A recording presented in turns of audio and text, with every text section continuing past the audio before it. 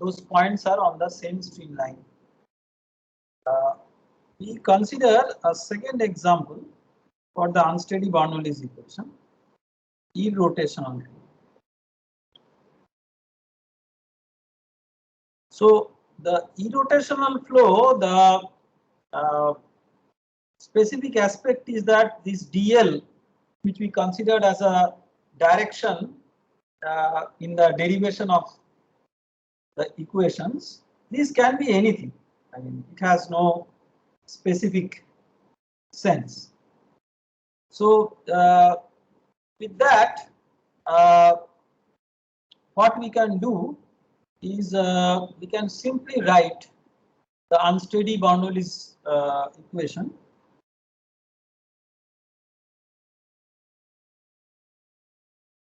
So this dl really can be anything.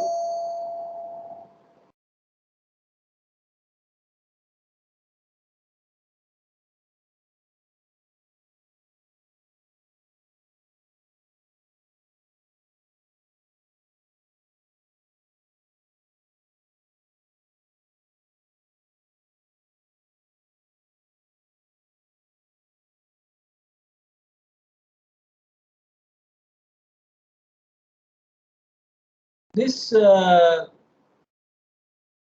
is equal to 0, right? So this is the equation that we want to make use of here.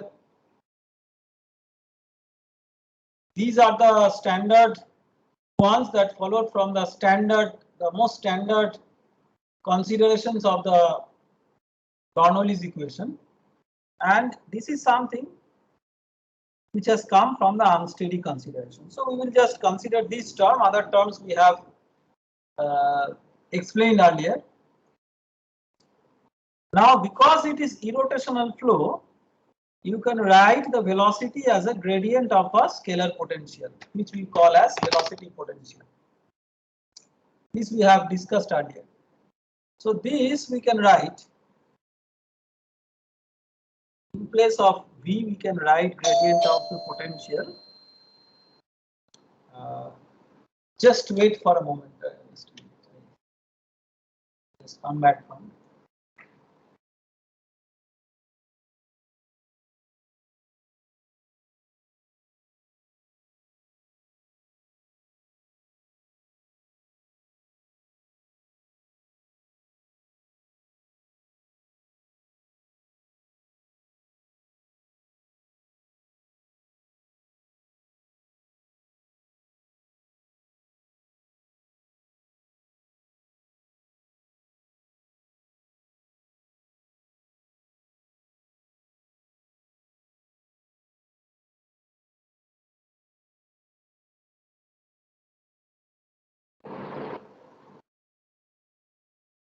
Yeah, so just continue.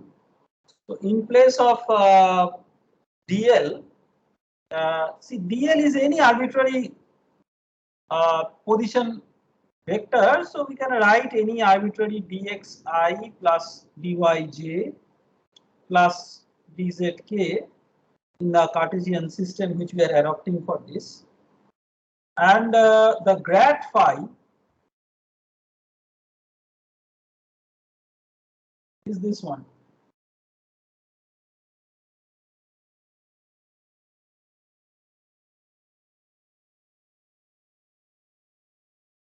So what we can write,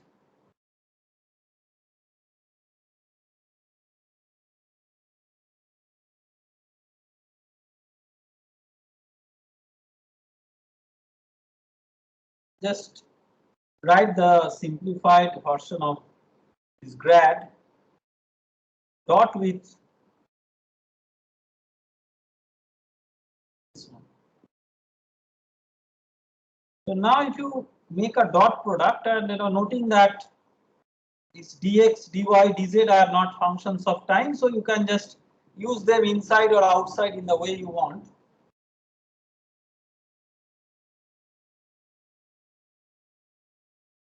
So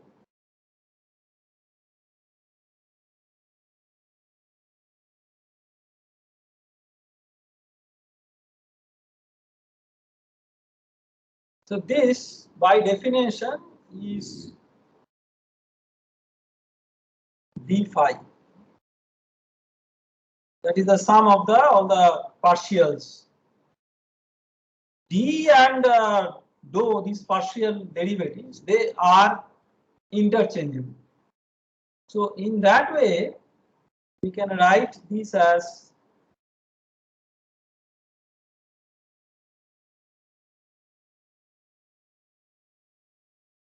so what it means is that this expression boils down to simply,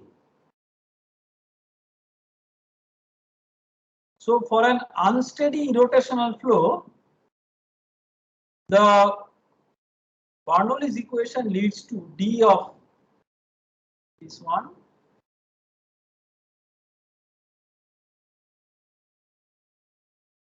is equal to 0. So you can see that for irrotational flow, the unsteady version can be written independent of any particular choice of any direction, and it is like a universal description of the unsteady behavior. Now we will discuss something which is a bit more subtle. So we are here talking about irrotational flow, and we understand what is irrotational flow. That is the curl of the velocity is a null vector or vorticity is a null vector. And we are considering the behavior of irrotational flow over a period of time.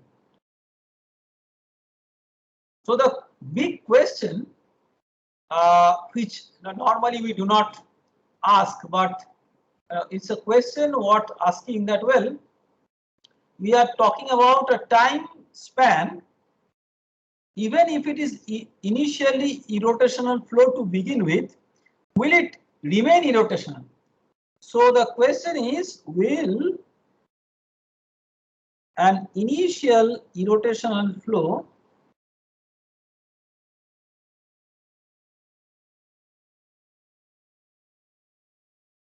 remains will an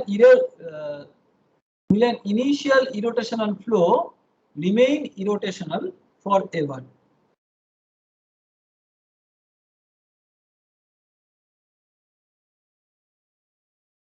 If not, you cannot apply that equation anymore.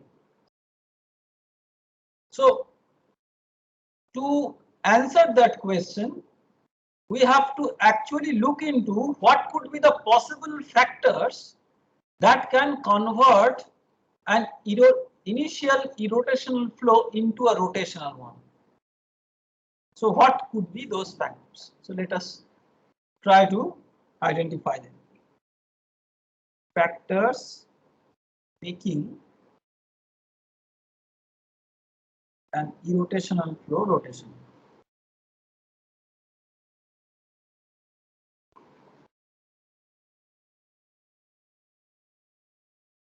One classical example with which, or one classical factor with which we start is viscosity or viscous effect. This is the most obvious thing that makes an irrotational flow rotational, and those of you who are familiar with at least some of the elementary examples of fluid flow, you will remember from your prior experience that say you have a pipe or a channel, and say water is moving with entering with uniform velocity, but inside, I mean, you do not have uniform velocity. Inside there is a velocity variation because of whatever reasons that we discuss. So this is irrotational flow, and this is rotational. Why? I mean, very clearly you can see irrotational flow will have curl of the velocity as a null vector. Here the velocity is uniform, so it has no curl. Here it is non-uniform, so it has a curl. So it is there, this entire thing is occurring because the fluid entered with uniform velocity, but it encountered viscous interactions inside a pipe. But why it so happens? So I will give you a daily life example, nothing to do with fluid flow, which will give you an impression of why it is happening. Let us say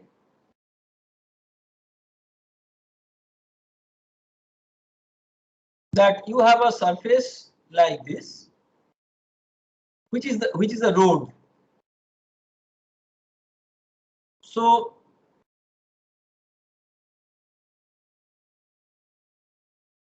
let us say also that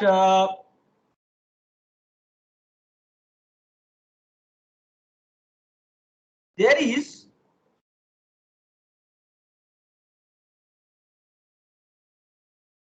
a vehicle, let us say a bus, which is moving on this road with a uniform velocity.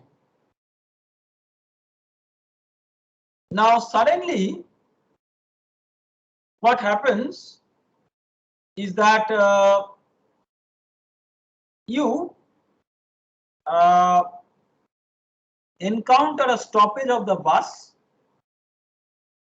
but the bus is not coming to a dead stop. It is moving uniformly slowly in the traffic, but it is not coming to a dead stop. A very common situation in India. So now once this is happening, but you have to come out there, you come down and you apply a trick. Those of you who are familiar with these kinds of bus boarding deboarding system adopted by common public. So just after coming out of the bus, there most people will tend to at least jog a little bit towards the direction in which the bus was moving. Otherwise, immediately coming out of the bus, there will be a tendency that the person topples and falls down because the bus is moving. So what happened in terms of simple physics is that when the person was at bus, the person was moving with uniform velocity. But coming out of the bus, the person is now having its foot or feet in contact with the ground, which is stationary. And therefore, there is a sudden act of something moving with the velocity to come to a dead stop, at least at the point of the ground. And that gives rise to an immediate rotational effect about that point, which is to be at rest. And that creates the rotation. In a very similar way, you see this happening in the channel where the irrotational flow doesn't remain irrotational anymore. So you can apply the concept of irrotational flow over the entire period of time where the viscous effects are not there. That means viscous effects are not important. If viscous effects are not important, you can safely assume that whatever was irrotational, it will remain irrotational. That means at all times you can apply the concept of velocity potential or the potential flow. So potential flow at all times is actually indicative of the combination of inviscid plus irrotational. Because if it is viscous plus irrotational, then after some time it may become rotational. So over the entire time domain, if you want to use the consideration of irrotational, it has to be inviscid and irrotational. Now, but this is not the only factor. I mean, this may be one of the important factors, but there are other factors equally important in certain application areas, like presence of shock wave.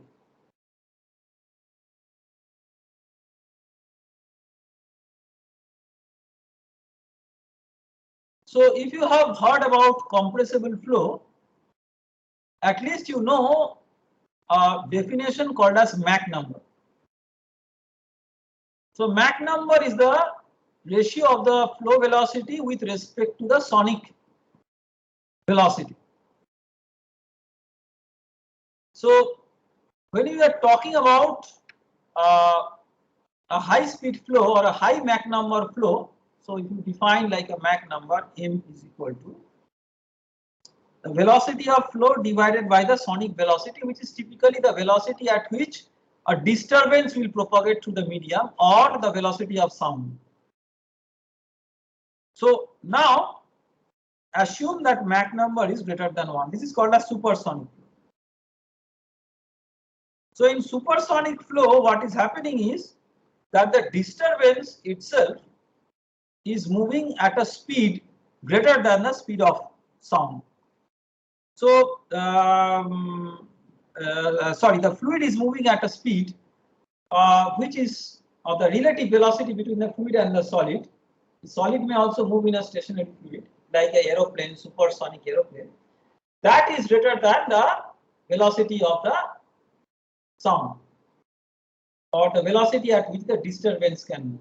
So the source of disturbance, which is the aircraft in this example, is moving faster than how the disturbance can move itself. So the disturbance is always lagging behind, and it is accumulating because it cannot match up with the speed at which the source is moving. So there is a front that builds up. It may be straight, curved, like this or whatever, across which on one side you have this supersonic flow, and there is a front within which the disturbances are confined.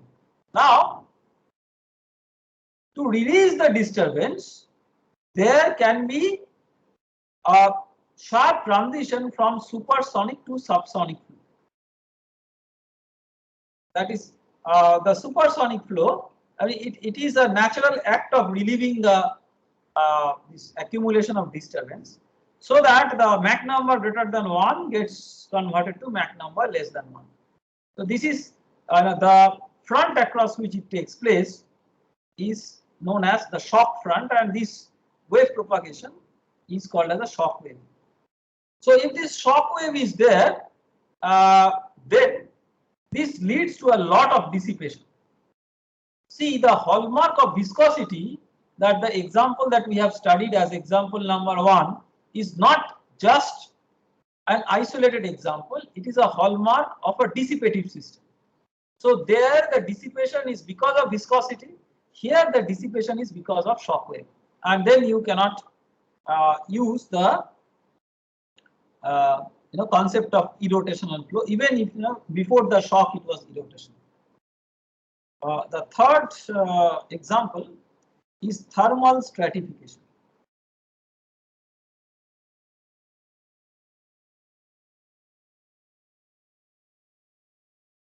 So what is thermal stratification? Let us say you have a system where you have a layer of fluid where you have this graded temperature. So this is hotter, and accordingly the denser fluid will be there at the bottom and lighter fluid will be there at the top. So density wise it will be downwards. So in this kind of a situation, the thermal stratification itself is a phenomenon where there will be an induced, there can be an induced flow within the system, and that can create certain destabilization to an initial potential flow, and then you cannot have that same potential flow forever. The fourth example is Coriolis force. So Coriolis force is something which in mechanics that if you have a rotating platform on which there is a translation of something, say that some particle or fluid is moving, then because of this rotation, translation in a rotational frame, it will be subjected to a lateral force, and that is called as a Coriolis force. So this Coriolis force again will destabilize the motion. So these are examples where there is a destabilization of the motion, and the Coriolis force will try to create a new velocity field. So if you have, if you recall your studies in possibly geography in school days, you must have heard that because of the Coriolis force, the ocean currents get deflected. In of course, the deflection is different in the northern and the southern hemisphere. But essentially, it is because the ocean current is moving related to the Earth, which is itself rotating. So that makes a deflection of the ocean current by this force, and then the flow gets changed, and you can no more use irrotational condition.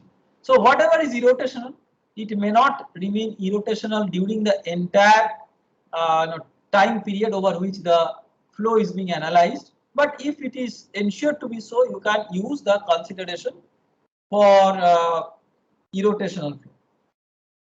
So now with this, I will now try to solve maybe or work out one or two problems before proceeding further. These problems are reasonably simple, but I will actually try to demonstrate again some concepts through this problem. So you have a velocity field which is given by AXI minus AYJ, and you have a body force in this velocity field which is minus GK, and it is told that this is inviscid flow. That much is told, nothing more, nothing less. A is a constant, of course, that is told. G is acceleration due to gravity, and it is inviscid. This much is told. You have to find out the pressure difference between any 2 points, 1 and 2, in this flow field. Okay, so that is the problem. Now it is actually very easy to solve the problem, but I will try to analyze and dissect the problem from various considerations to develop some important physical insight beyond just answering the question. But if we intend to answer the question, the first consideration is you have inviscid flow, so we can use the Euler equation in this differential form, assuming that it's an inviscid flow. So let us write that. We derived it at the very beginning of dynamics of inviscid flow chapter.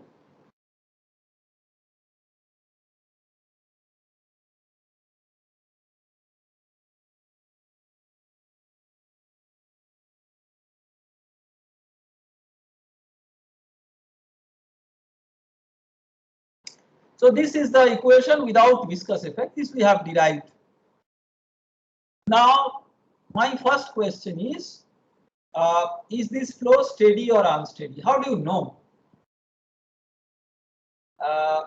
Well, you can only know provided you are told that A is a time independent constant. If A is a time dependent constant, that could be something else. But now here we assume that this is a time independent constant.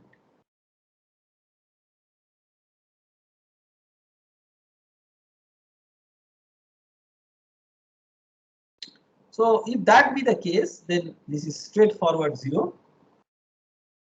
So in this example, you have U equal to AX and V is equal to minus AY. W is equal to 0. So you have rho. Now you substitute these terms.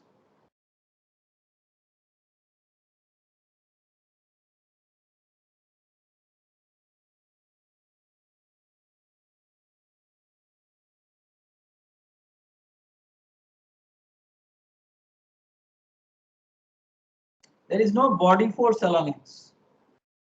So body force along x is 0, body force along y is 0, that along z is minus g.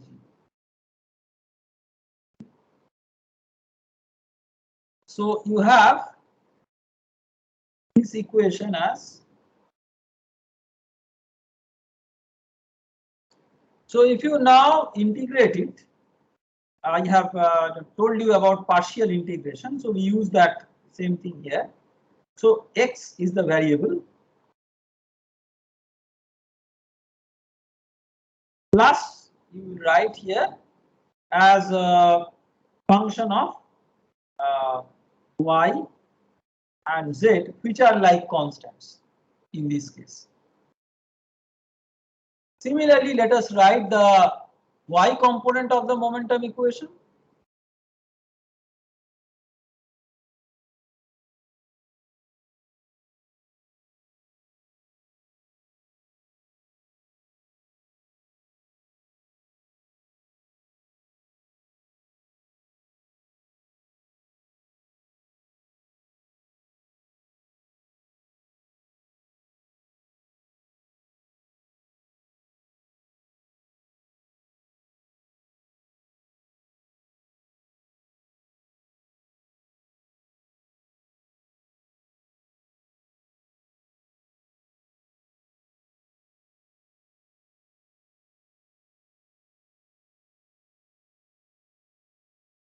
So again, steady flow, it is 0. So rho, this is 0, plus v is minus ay into this minus a, and w's contribution is 0, and by is 0. So if you integrate this, or if you just write it finally, it will be just like the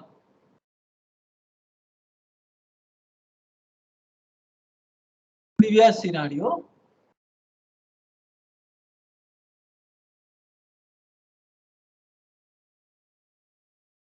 This is minus rho a square y. So if you integrate, you will have P is equal to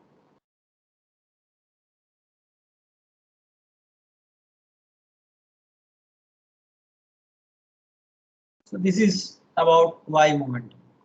What about z momentum? We also have to at least write a force balance there, because gravity is there in that direction. We cannot neglect that directionality anyway. So let us write that.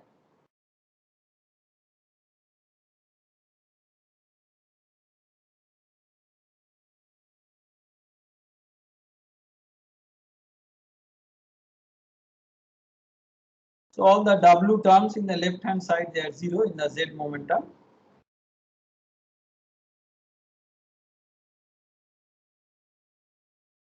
So Bz is equal to minus G here. So you will have, so this is actually like fluid statics. So statics is a special case of dynamics. So that is why in the advanced fluid mechanics course, we normally do not have a separate chapter on statics, because it can follow as a limiting case of dynamics. So if you now integrate it, plus a function of x and y. So now you have three expressions, and you have to combine to get a combined thing which is a function of x, y, and z. And by clear observation, I mean you can easily identify f1, f2, f3, but by clear observation, it is minus rho a square x square plus a square y square by 2, okay, plus this one minus rho gz. You can add a constant if you want by embedding that constant into all these constants of integration, because that constant may be calculated based on a reference value of P at some reference X and Y. Well, with respect to calculating the pressure difference, that reference doesn't matter because the C will be cancelled if you calculate the pressure difference. So let us, if you do that, and let us just write it here. So if you write P2 minus P1, now before writing that, remark or observe one very interesting thing.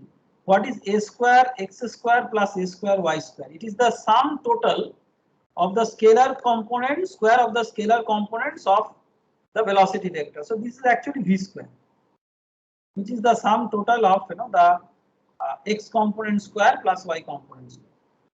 So P2 minus P1 is equal to nothing but minus half rho V2 square minus V1 square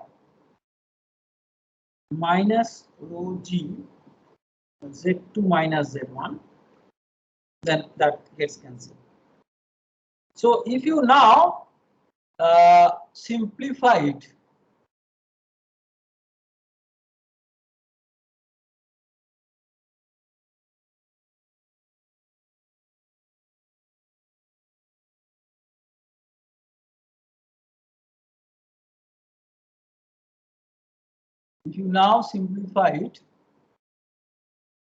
so P1 by rho plus V1 square by 2 plus GZ1 is equal to P2 by rho plus V2 square by 2 plus GZ2. Well, we have got the answer, but we are trying to get something more out of the answer.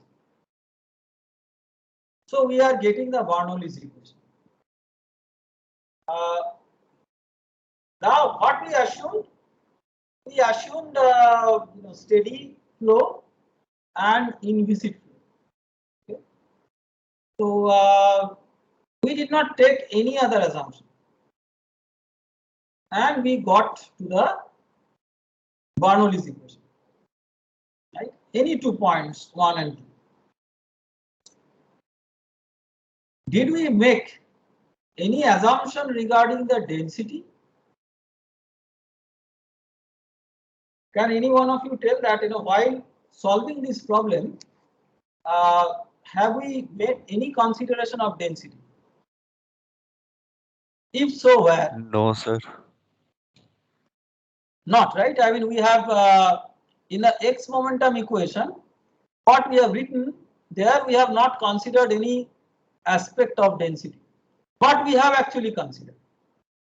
And can you tell where we have considered? The density is constant with respect to x, y, and z. Exactly where we have considered. Sir, in the partial integration. In the partial integration, exactly, very good. So when we were integrating, see, there was a sort of let us take an example. So this partial derivative with respect to x is rho into some function. So what we actually considered is that this rho itself is not a function of x.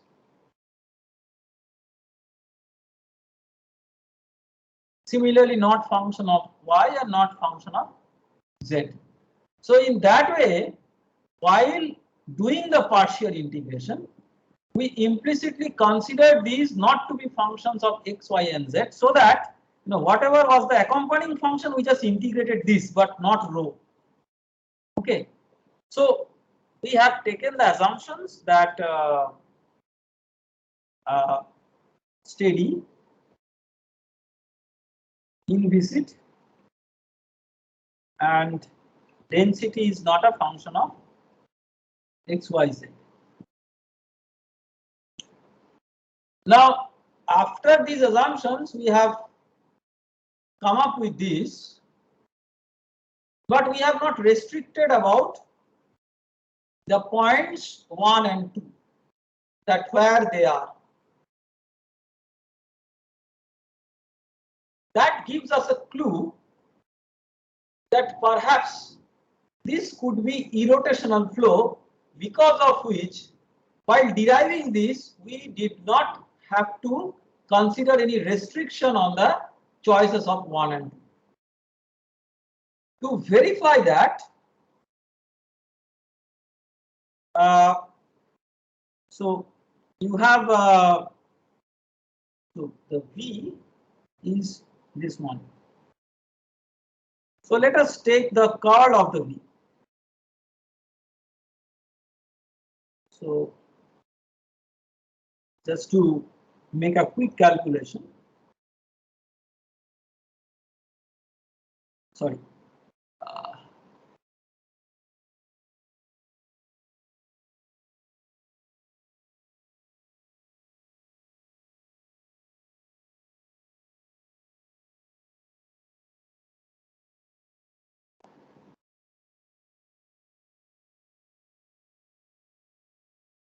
So this will from here you can observe that this is a null vector.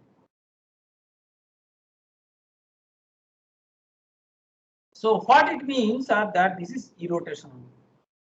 So see, two important hallmarks of this is that it is inviscid flow and irrotational.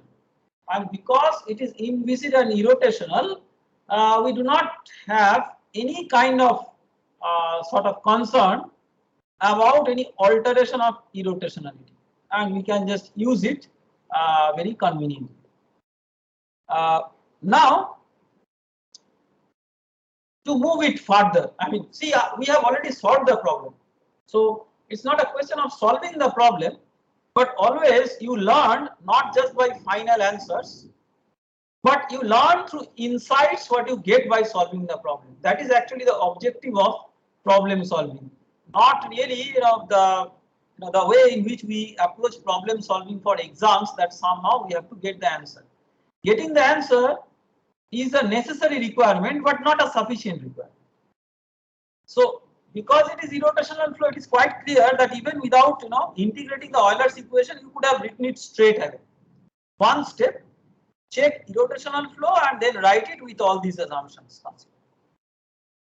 Now let us try to get a bit more insight on how the fluid flow looks.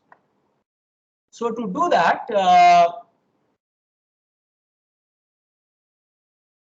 what I will do is I would maybe have a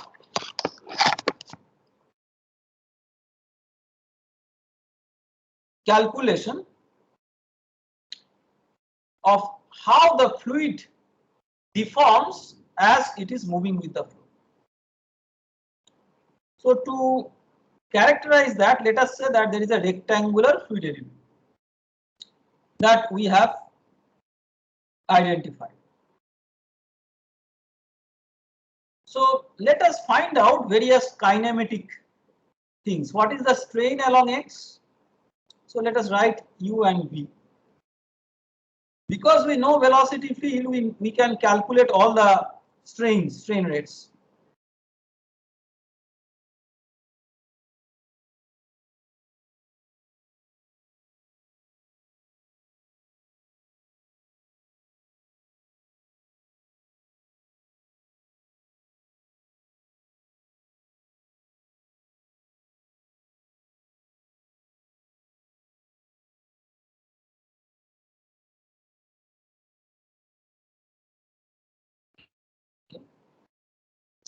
So these are the linear strain rates. What is the volumetric strain rate?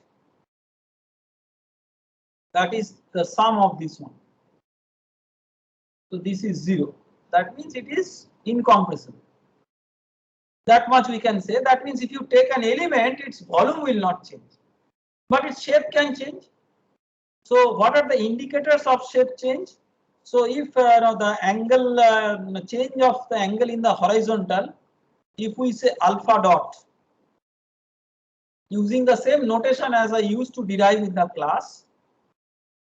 So alpha dot, what is this? This is partial derivative of v with respect to x. So this is 0. Similarly, beta dot, the change in angle of the vertical line with the y direction. This is partial derivative of u with respect to y. This is 0.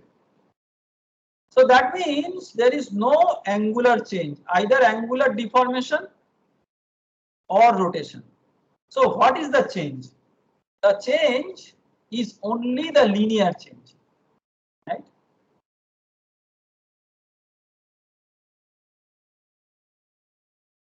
So can you tell whether linear change wise it is increasing along x or decreasing? I mean, it is quite straightforward to answer. It depends on whether A is positive or negative. So let us take an example. I mean, just so that we can really draw a sketch with proper physical meaning that A is positive. If A is positive, that means this element is stretching along x, and to conserve volume, it must contract along y. So if we consider say a coordinate system, coordinate axis like this, and let us say the element that the red colored thing which we originally drew was kept symmetrically like this. Now it will be continuously deforming. So let us put up some pictures for the deformation, and even closer it will be even flatter. All this. Now, can you tell? Now, this is the ultimate question. See, I am trying to bring out a concept from a very simple thing to something where if you do not have a insight of the fluid flow, it is not so easy to answer. So, can you tell that when this this fluid element is evolving in this way, so it is coming down like this, what is the pattern that their sort of this evolution will follow? Pattern means geometrical pattern.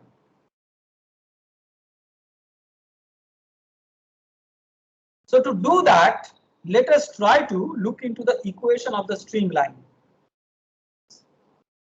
This is a steady flow, so streamline, streak line, path line are all identical. So we can use streamline as an indicator of visualizing them. Dx by u is equal to dy by v. So dx by ax is equal to dy by minus ay. So if you integrate this is ln x is equal to minus ln y plus a constant which let us call ln c. So which means xy equal to c. So if you plot say x coordinate along x and y like this, then the fluid elements will evolve such that they conform to a streamline which is like rectangular hyperbola. So what it will physically mean in terms of visualization, that if you draw, if you consider some representative points, I will leave this question to you, that what will be the representative points here. It could be some locations at the edges. You will find that actually it is confined within, so these fluid elements are confined within this envelopes which are given by the equation xy equal to constant, rectangular hyperbola. So this is sort of a nice example problem, but the problem is simple, but it connects all the concepts of kinematics and dynamics in a very interesting way. Anyway, let us stop the discussion for now. We will continue in the next class tomorrow. So if you have some one or two questions, you can put up. Or Sir, how a single equation of rectangular hyperbola is representing the that representative line? I mean, in the. if you have any questions, you can put up. Otherwise, We'll close it. Hello, sir. Yes, Utsav, you want to tell something? Yes, sir. I was telling that in the last equation, the C I is a cannot constant. hear you. What you are saying? I do not. Sir, in the last equation, sir, am I audible now? I cannot hear anything. Okay. Anybody else who wants to have any question?